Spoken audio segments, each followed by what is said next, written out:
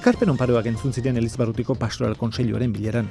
Landu zen gaia sinodaltasuna izan zen eta Ferrando Gotzaina izan zen gaia sakontzen lehena. Ondoren, talde lanean, sinodaltasuna gure kristau elkarteetan eta Elizbarrutian duen garrantzia landu zuten parte hartzaileek. Bateratzea amaitzean, otoitz batekin eman zitzaion amaiera Elizbarrutiko Pastoral Kontseiluari.